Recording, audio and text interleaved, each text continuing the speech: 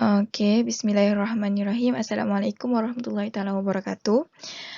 Nama saya Nur Hafiza binti Abdul Sambah. Nombor matrik A164789. Pelajar Kritikan Sastra Arab. Okey, hari ini saya akan membentangkan projek persendirian saya dan tajuk karya yang saya pilih adalah Ancestral Hair. Okey, Ancestral Hair ni saya ambil karya dari sebuah buku yang ni, Modern Arabic Short Stories. Okey, buku ni sebenarnya dia ada banyak karya yang asalnya adalah dalam bahasa Arab, tetapi ada terjemahan dalam bahasa Inggeris. So, saya pilih karya Ancestral Hair yang dikarang oleh Salwa Bakr, seorang penulis wanita Mesir. So, hari ini saya akan membentangkan projek persendirian saya, iaitu saya buat dalam bentuk visual kreatif dan juga penulisan kreatif. Visual kreatif yang saya buat adalah dalam bentuk poster yang saya cadangkan adalah dalam 10 markah macam tu. Kalau penulisan kreatif, saya buat dalam penulisan dalam bentuk kotak dalam karya dan juga pengakhiran cerita untuk karya ini. Okey. Okey, yang ini saya buat untuk visual kreatif, poster. Dalam poster ni, sebagaimana yang dilihat, saya buat tajuk Ancestral Hair by penulis. Lepas tu saya highlightkan 5 poin penting dalam poster ni. Yang pertama adalah watak-watak dalam karya. Yang kedua adalah sinopsis ringkas. Yang ketiga, persoalan di dalam karya. Yang keempat, tema dan nilai. Dan akhir sekali, saya pilih pendekatan dari kacamata teori feminisme. Okey, kenapa saya pilih teori feminis? Sebab saya rasa karya ni disebabkan penulis dia seorang wanita, jadi ia sangatlah dekat dengan teori ini, teori yang berkaitan dengan wanita. Okey, mungkin tidak jelas di slide, tapi saya akan bentangkan poster apa yang saya tulis. Okey. Saya mulakan dengan watak-watak dalam karya ni. Watak yang terdapat dalam karya ni ada dua, iaitu Munirah Fatty, seorang wanita tua berumur sekitar 60 tahun. Dan watak kedua adalah pencerita sendiri yang dipanggil sebagai Mamduh, berumur sekitar 40 tahun. Okey. Yang kedua, sinopsis ringkas. Okey, sinopsis ringkas, pencerita iaitu si Mamduh tu mempunyai seorang jiran bernama Munirah Fathy. Munirah Fathy ini pula sangat suka bantal yang dimiliki keluarganya. Bantal itu diperbuat daripada rambut ahli keluarga. Pencerita merasa kehidupan mereka sangat sepi dan menyebabkan pencerita terfikir akan kematian. Dia terfikir akan satu perkataan, iaitu perkataan kematian. Pencerita mencari makna perkataan kematian dan akhirnya setelah jirannya meninggal dunia, pencerita faham erti kematian yang sebenarnya. Okey. Persoalan di dalam karya, ada dua persoalan yang saya highlightkan di dalam karya, iaitu persoalan pertama, adakah situasi kesepian dan tidak mempunyai kawan berdasarkan karya ini sering dialami oleh wanita-wanita berumur yang telah kematian suami, atau ianya situasi yang dilihat oleh pengkarya di dalam masyarakat sekeliling pengkarya, iaitu sekeliling dalam masyarakat Mesir lah. Okey, persoalan yang kedua, mengapakah pengkarya menggunakan tema persahabatan dan kematian di dalam karya? Adakah kedua-dua tema ini mempunyai kepentingan terhadap pengkarya ataupun ia berkait rapat dengan kehidupan pengkarya? Itu adalah dua persoalan yang saya timbulkan berdasarkan karya ni. Seterusnya adalah tema dan nilai. Tema yang saya buat yang saya nampak dalam karya ni adalah persahabatan, kesunyian dan kematian. Nilainya pula percaya pada diri sendiri, iaitu yang saya lihat sini adalah Munirah Fatty. Dia sangat percaya dengan diri dia sendiri. Walaupun dia memang sudah tua, berumur sangat-sangat tua, iaitu 60 tahun dan telah kematian suami, boleh dikatakan dia seorang wanita yang uzur, tapi dia masih lagi boleh berdikari sendiri, tinggal sendiri, macam gitu. Okey, seterusnya nilai berkawan dengan ikhlas, itu antara Munirah dengan Mamduh. Yang ketiga, tidak berputus asa dalam memahami sesuatu, iaitu Mamduh. Dia tidak berputus asa untuk mencari apa sebenarnya makna kematian, macam itulah. Okey, yang terakhir sekali, pendekatan dari kacamata teori feminisme. Okey. Dua pendekatan yang diambil, saya ambil dua pendekatan, iaitu pendekatan perbezaan dan pendekatan pengalaman wanita. Okey. Kenapa saya tidak ambil satu lagi pendekatan? Kan teori feminis dia ada 3 pendekatan. Sebab pendekatan perbezaan dia perlukan seorang watak lelaki di dalam karya. Tapi dalam karya ni dia memang tidak ada watak lelaki kecuali anak lelaki Mamduh dan juga anak lelaki Mamduh dah, iaitu seorang yang autism. Okey, pendekatan perbezaan. Dari segi pendekatan perbezaan iaitu berdasarkan teori feminis, saya dapati genre karya ini lazimnya dikaitkan dengan wanita. Tajuk karya Ancestral Hair itu pun sudah menunjukkan ia berkait dengan wanita. Sebab selalunya rambut ni memang akan dikaitkan dengan wanita lah kalau lelaki sebab rambut diorang kan pendek. So macam dia lebih dikaitkan dengan wanita. Tema karya ini juga lebih dekat dengan wanita, iaitu macam apa tema tadi, persahabatan, kesunyian dan kematian. Biasa wanita aja yang akan mengalami benda-benda macam ni. Karya ini juga kelihatan bersimpati terhadap wanita, khususnya wanita yang telah kematian suami, iaitu dua watak tu sendiri. Dan juga watak wanita muncul dalam peristiwa yang digambarkan secara rumit dan terperinci. Dia sebab Mamdu seorang yang macam dia tidak seorang yang tidak berkeyakinan lah, kita boleh katakan macam tu. Dia seorang yang macam rumit lah, dia macam tercari-cari kenapa mesti tercari makna kematian. So kita dapat gambarkan personaliti dia seorang macam personaliti yang rumit dan macam terperinci lah penulis tu sebutkan dalam karya. Okey, seterusnya pendekatan pengalaman wanita.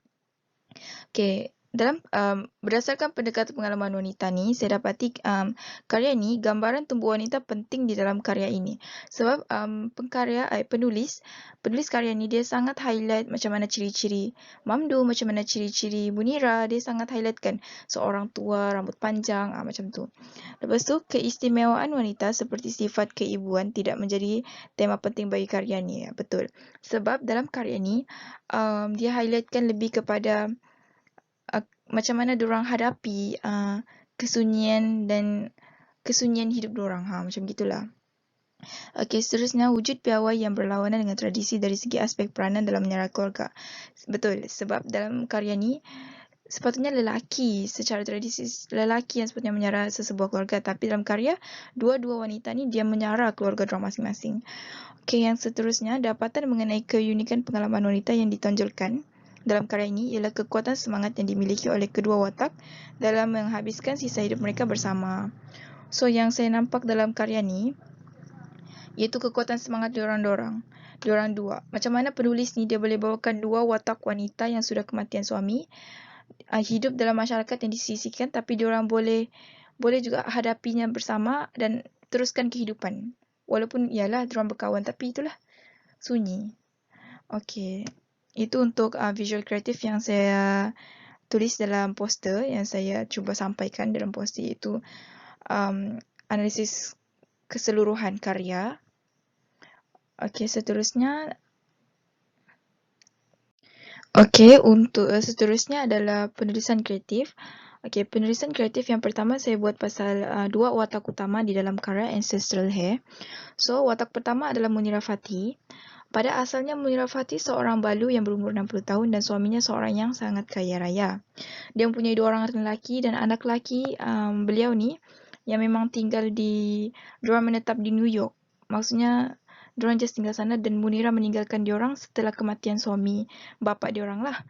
Jadi Munira kembali ke Kairo, Mesir dan tinggal di rumah lama mereka. Lepas tu, Munira ni juga seorang yang suka sangat barang antik, terutamanya bantal yang dia perbuat daripada rambut. Dan Munira juga seorang yang suka merokok dan seorang yang sentiasa keseorangan. So, saya ubah Munira Fathy ni macam mana? Saya ubah. Dia seorang balu, berumur 60 tahun dan mendiang suami dia seorang yang pengembara yang terkenal. Dia memiliki dua cahaya mata lelaki yang juga yang suka mengembara. Maafkan saya, dia yang suka mengembara. So macam diorang ikut jejak langkah bapa diorang lah. So Munira ni ditinggalkan dan menyebabkan Munira tinggal bersorangan di Kairo, Mesir. So tidak ada seolah macam yang asal, seolah Munira ni macam sedih dia kembali ke tempat rumah lama, tapi dalam sini saya ubah supaya agar watak Munira ni dia tidak kelihatan begitu sedih. Dan beliau gemar menjahit dan menenun sarung bantal. Saya ubah sikit, dia suka menjahit dan juga menenun sarung bantal. Dan saya buat satu kisah di mana diorang ni pada zaman dahulu keluarga Munira ni sangat-sangat terkenal. Kenapa? Sebab dulu perindustrian untuk sarung bantal ni sangat-sangatlah famous, menyebabkan keluarga diorang ni antara keluarga yang famous mempunyai bantal yang terempuk di daerah diorang. So bantal dari keluarga Munira antara yang terkenal. Dan keluarga Munira terkenalnya tu sehingga Keluarga Munira ni mempunyai kedai yang menjual sarung bantal. Beza daripada yang asal. Saya ubah sikitlah. Okey, seterusnya penulisan watak untuk yang kedua, Mamdu, iaitu si pencerita. Okey, pada asalnya, Mamdu ni merupakan seorang wanita yang berusia dalam lingkungan 40 tahun dan juga seorang balu, sama seperti watak pertama. Mamdu merupakan jiran kepada Munira dan seorang yang kurang kemampuan, iaitu seorang yang status agak kurang dari segi wang lah. Beliau juga disisihkan masyarakat sekeliling setelah suaminya meninggal dunia. Mamdu juga mempunyai 2 orang anak lelaki, seorang yang sangat mengagumi jirannya iaitu Munira Fatih. Okey, saya ubah Mamdu. Mamdu merupakan jiran Munira yang sangat mengambil berat terhadap Munira. Dia ni seorang balu yang berumur 40 tahun dan mendiang suami Mamdu ni merupakan seorang peniaga dan mereka dikurniakan 2 orang anak perempuan. Setelah suaminya meninggal dunia, Mamdu yang menyara keluarganya dengan bekerja sebagai seorang juru komputer. Seorang anaknya telah berkahwin dan mengikuti suami, manakala seorang lagi dia kurang upaya dan dia tinggal bersama Mamdu. Jadi Mamdu tidaklah berasa kesunyian sangat. Dan Mamdu juga dia kagum dengan peribadi Munira yang sangat cekal. Dia tidak nampak Munira ni seorang yang macam dalam asal dia nampak Munira macam beruntungnya dia sebab dia ada banyak duit, dia ada semua tu. Tapi dalam yang saya ubah, dia kagum dengan peribadi Munira sebab Munira dia sangat-sangat cekal. Dia walaupun dia sudah uzur tapi dia mampu hadapi semua, dia positif macam tu. Okey, seterusnya penulisan kreatif bagi pengakhiran cerita. Okey. Untuk pengakhiran cerita, Mamdu kan dalam yang asal, Mamdu dia mencari makna kematian, perkataan kematian. Tapi yang dalam yang ini saya ubah Mamdu mencari makna kehidupan. Okey, saya baca ya. Personalitinya yang begitu positif sering membuat aku cemburu dengan dirinya. Semakin lama aku amati jiranku ini, semakin aku tertanya, apakah arti kehidupan? Kehidupan, itulah yang tergambar saat aku teringat jiran kesayanganku Munira Fatih. Kerap kali aku melihat anak perempuanku yang bisu dan memerhati dia sambil memikirkan soal itu. Apakah kehidupan itu seperti mempunyai seseorang? Kalau ya, lalu adakah mempunyai seseorang itu penting? Aku habiskan masa yang lama untuk mencari makna sebenar kehidupan dan ianya seolah menjadi perkara yang sangat aku obseskan. So, Mamdu ni mencari makna kehidupan. Dia cari sebab apa? Sebab dia terkagum. Macam mana kenapa kehidupan tu penting? Sebab dia nampak peribadi Munira yang sangat-sangat biasa macam orang cakap hebatlah, boleh berdikari sendiri. So, dia cari makna kehidupan.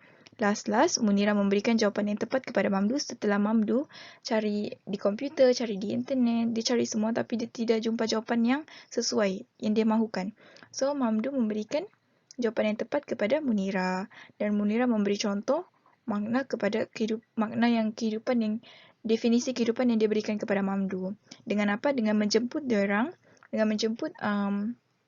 Mamdu dan anaknya ke kedai Munira. So dekat kedai tu, diorang spend time together, means diorang menenun, membuat sarung bantal sama-sama. So dari situ Mamdu rasa happy. Rasa macam, oh inikah yang dimaksudkan kehidupan yang Munira lalui, Munira rasakan, macam tu. So Mamdu akhirnya memahami makna perkataan itu dan semakin kagum dengan Munira. Mamdu berterima kasih pada Munira. Okey, saya rasa itu sahaja yang saya untuk projek persendirian yang saya telah buat. Sekian, terima kasih.